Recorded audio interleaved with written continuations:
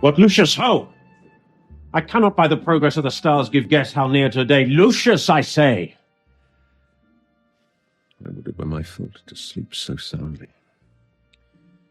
When, Lucius? When? Awake, I say. What, Lucius? Called you, my lord? Get me a taper in my study, Lucius. When it is lighted, come and call me here. I will, my lord.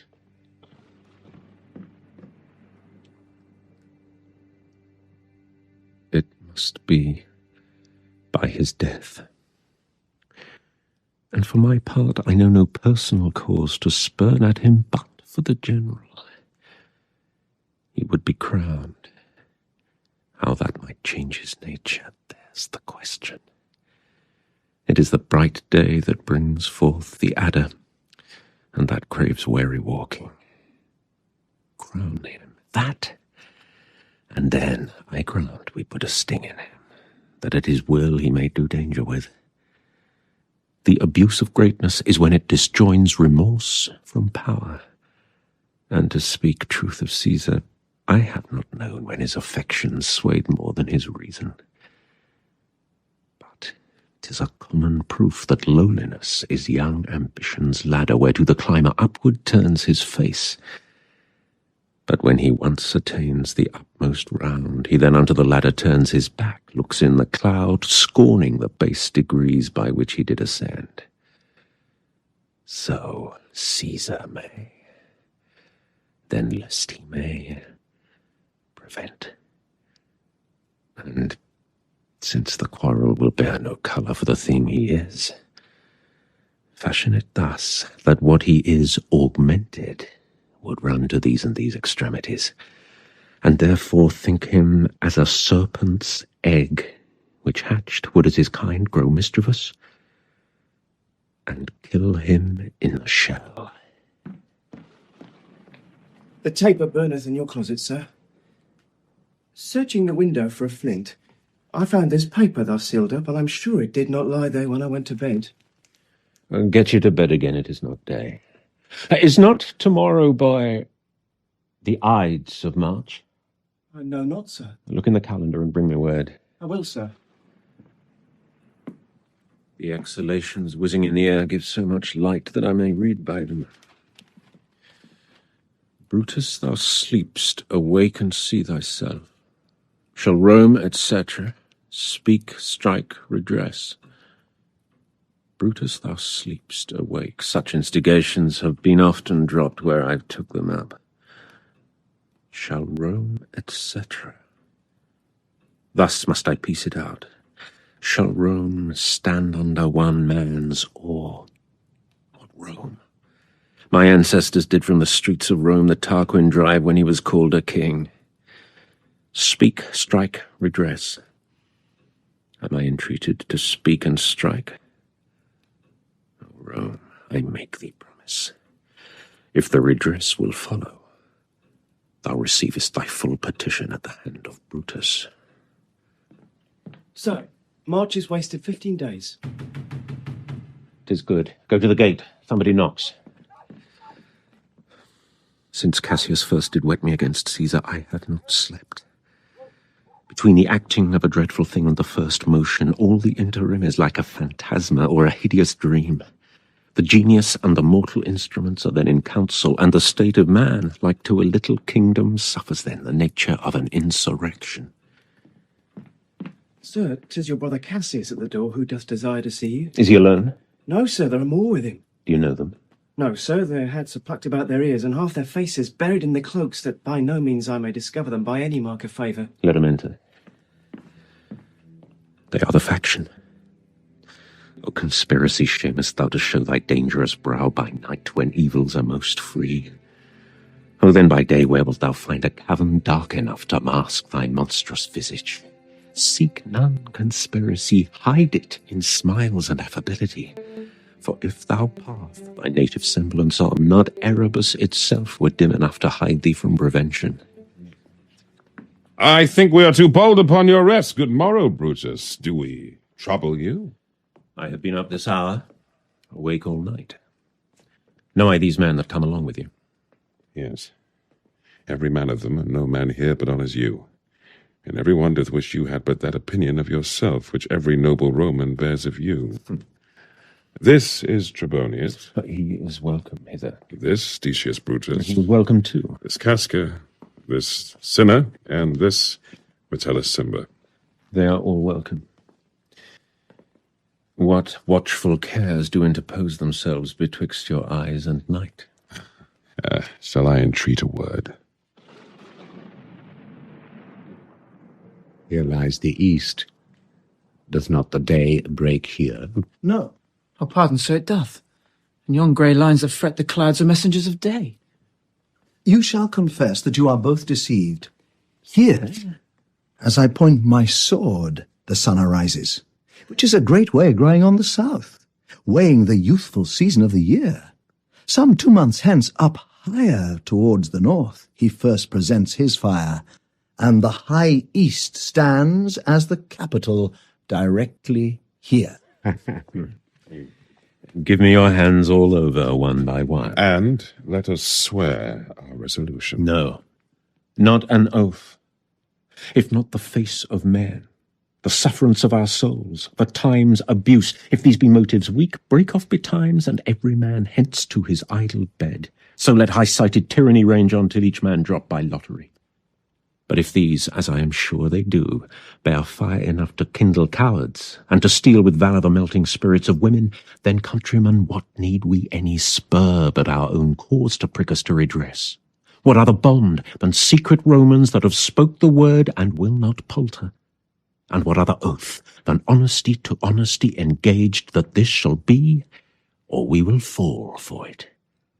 Swear priests and cowards and men cautelous, old feeble carrions and such suffering souls that welcome wrongs. Unto bad causes swear such creatures as men doubt, but do not stain the even virtue of our enterprise, nor the insuppressive metal of our spirits, to think that or our cause or our performance did need an oath.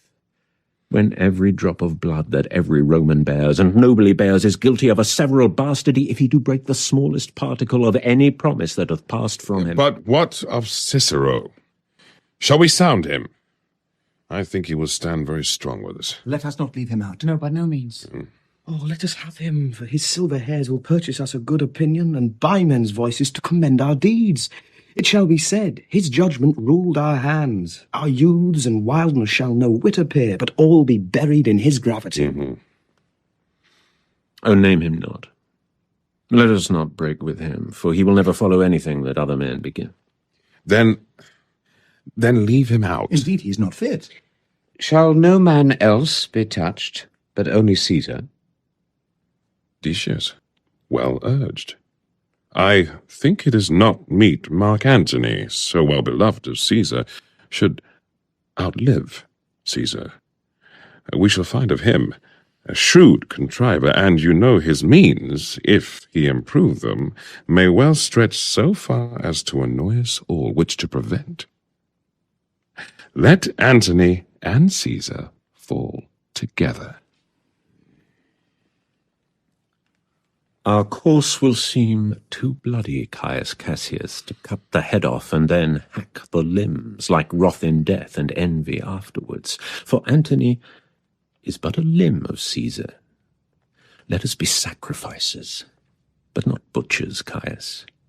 We all stand up against the spirit of Caesar, and in the spirit of men there is no blood. Oh, that we could come by Caesar's spirit and not dismember Caesar. But alas, Caesar must bleed for it. And, gentle friends, let's kill him boldly, but not wrathfully. Let's carve him as a dish fit for the gods, not hew him as a carcass fit for hounds. And let our hearts, as subtle masters do, stir up their servants to an act of rage, and after seem to chide them. This shall make our purpose necessary and not envious, which so appearing to the common eyes, we shall be called purgers, not murderers. And for Mark Antony, think not of him, for he can do no more than Caesar's arm when Caesar's head is off. Yet I fear him, for in the engrafted love he bears to Caesar. Alas, good Cassius, do not think of him. If he loves Caesar, all that he can do is to himself. Take thought and die for Caesar. and that were much he should, for he is given to sports, to wildness, and much company. There is no fear in him. Let him not die, for he will live and laugh at this hereafter. Peace. Count the clock.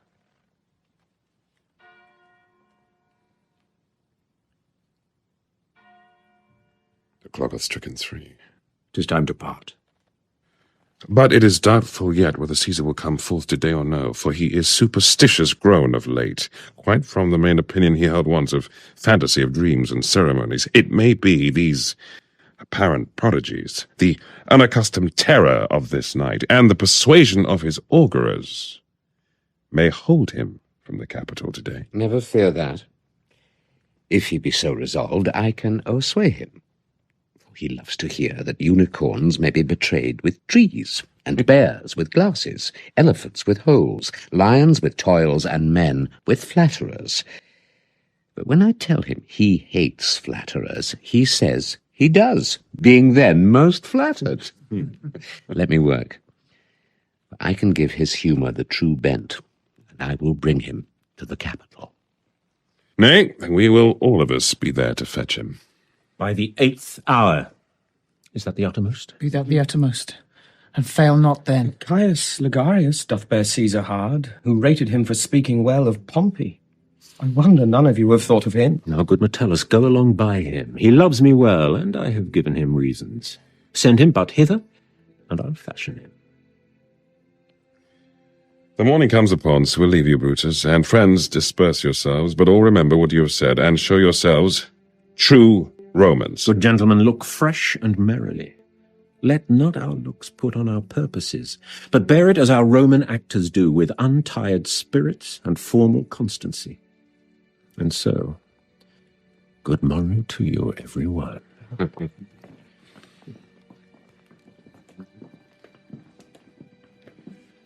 Boy. Lucius. Fast asleep. It is no matter. Enjoy the honey-heavy dew of slumber. Thou hast no figures nor no fantasies which busy care draws in the brains of men. Therefore thou sleepst so sound. Brutus, my lord. Portia, what mean you? Wherefore rise you now? It is not for your health thus to commit your weak condition to the raw cold morning. Nor for yours neither. You have ungently, Brutus, stole from my bed, and yesternight at supper. You suddenly arose and walked about, musing and sighing with your arms across. And when I asked you what the matter was, you stared upon me with ungentle looks. I urged you further, then you scratched your head and too impatiently stamped with your foot. Yet I insisted, yet you answered not. But with an angry wafture of your hand gave sign for me to leave you, so I did. Fearing to strengthen that impatience which seemed too much enkindled, and withal, hoping it was but an effect of humour, which sometime hath his hour with every man. It will not let you eat, nor talk, nor sleep, and could it work so much upon your shape as it hath much prevailed on your condition, I should not know you, Brutus. Dear my lord, make me acquainted with your cause of grief. I am not well in health, and that is all. Brutus is wise, and were he not in health, he would embrace the means to come by it. Why, so I do. Good Portia, go to bed. Is Brutus sick? And is it physical to walk unbraced and suck up the humours of the dank morning? What, is Brutus sick? And will he steal out of his wholesome bed to dare the vile contagion of the night and tempt the rheumy and unpurged air to add unto his sickness? No, my Brutus. You have some sick offence within your mind, which by the right and virtue of my place I ought to know of. Upon my knees, I charm you by my once commended beauty, by all your vows of love, and that great vow which did incorporate and make us one, that you unfold to me yourself, your half, why you are heavy, and what men tonight have had resort to you. For here have been some 6 or 7 who did hide their faces even from darkness. Kneel not, gentle Portia. I should not need if you were gentle, Brutus. Within the bond of marriage, tell me, Brutus, is it accepted I should know no secrets that appertain to you? Am I yourself but, as it were, in sort or limitation, to keep with you at meals, comfort your bed, and talk to you sometimes? Dwell I but in the suburbs of your good pleasure, if it be no more? Portia is Brutus' harlot, not his wife. You are my true and honourable wife, as dear to me as are the ruddy drops that visit my sad heart. If this were true, then should I know this secret. I grant I am a woman, but withal a woman that Lord Brutus took to wife. I grant I am a woman, but withal a woman well reputed, Cato's daughter. Think you I am no stronger than my sex, being so fathered and so husbanded? Tell me your counsels. I will not disclose them. I have made strong proof of my constancy, giving myself a voluntary wound here in the thigh. Can I bear that with patience and not my husband's secrets? Oh, ye gods, render me worthy of this noble wife. Hark, one knocks. Portia, go in a while, and by thy bosom shall partake the secrets of my heart. All my engagements I will construe to thee, all the charactery of my sad brows. Leave me with haste.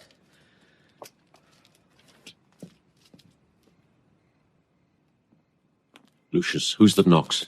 He's a sick man who would speak with you. Caius Ligarius, that Metellus spake of. Boys, stand aside. Caius Ligarius, how? Vouchsafe good morrow from a feeble tongue. Oh, what a time you have chose out, brave Caius, to wear a kerchief when you were not sick. I am not sick, if Brutus have in hand any exploit worthy the name of honour. Such an exploit have I in hand, Ligarius, had you a healthful ear to hear of it. By all the gods the Romans bow before, I here discard my sickness. Soul of Rome, brave son derived from honourable loins, thou, like an exorcist, hath conjured up my mortified spirit. Now, bid me run, and I will strive with things impossible, yea, get the better of them. What's to do? A piece of work that will make sick men whole. But are not some whole that we must make sick? That must we also.